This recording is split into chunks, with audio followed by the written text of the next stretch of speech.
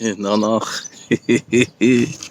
Baruch Hashem, seeing in our times the great arousal with the call of I can't breathe. The fellow was killed and he was saying I can't breathe. He was killed by the police, and now became an outcry around the world. I can't breathe.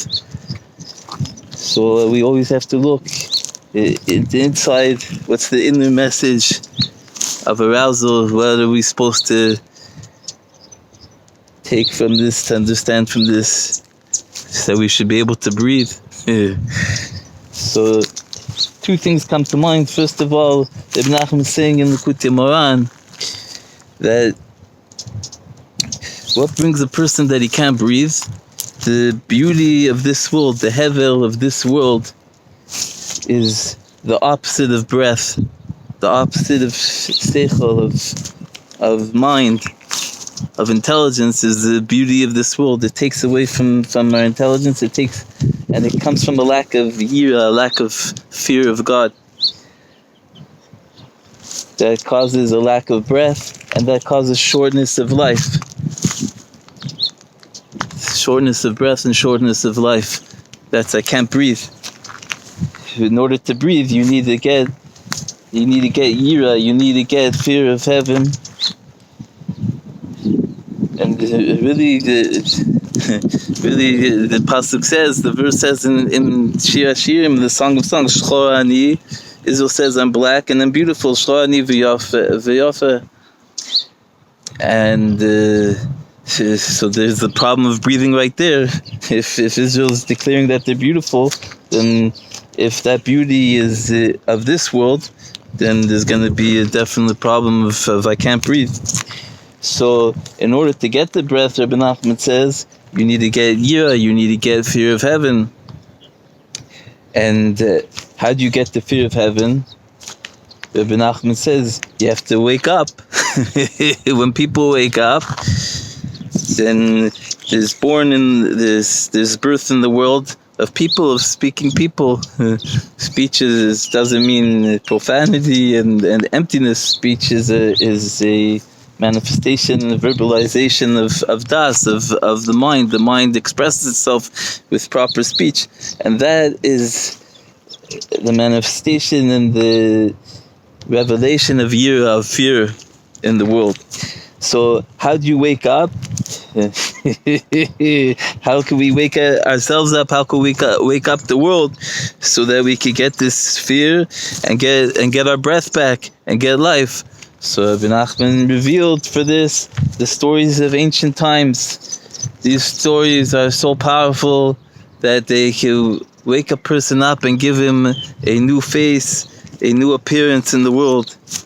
And so we have to strengthen ourselves to get the stories of Rabbi Nachman, the stories of ancient times, which we know are for the whole world, not just for Jews. We have a tradition that the stories are for the whole world, for Jews and Gentiles, everyone. And we're very guilty in this, that we're sitting on treasures. Rabbi Nachman says real hashiyus is the opposite of shortness of breath. Real treasure comes from is wealth, that's longevity, and we're sitting on these otzrot, these treasure houses of yira, of the stories of Rabbi Nachman, and we're not giving them out to the world. Yeah, we printed a few thousand, but we should be printing millions of these stories and giving them out. Okay, I wrote a letter to Trump. But we have to practically get on this and get the stories out there, because the stories will wake people up and will give them intelligence, and it will bring birth of real people into the world, and it will bring a fear of God in the world, and then people will be able to breathe and they'll have long life.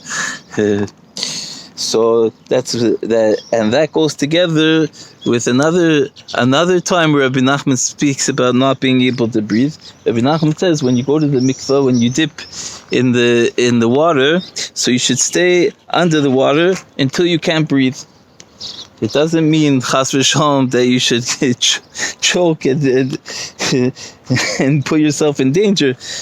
You should stay under until you can't breathe, and then you go up and breathe. You don't have to, you should not endanger yourself. Asphyxiation, God forbid. So it's very easy. You go onto the water until you're thinking, I can't breathe, and you get a breath. Simple. Not a very dangerous thing. But this is a very big tikkun, a very big rectification also of rebirth. Just like we just discussed, Rabbi Nachman said that the Yiras Hashem, the fear of heaven, is revealed when people are born. So too, when a person comes out of the mikveh, he's reborn. That's the skula. That's the aspect of the mikveh. It's rebirth. So when a person's coming out of the mikveh, Rabbi Nachman is saying you should stay under the water till you can't breathe, because that's what Rabbi Nachman says in the Torah that we discussed before. It's Torah 60 in the Likutei Moharan, that when a person is born, that's born from the lack of breath,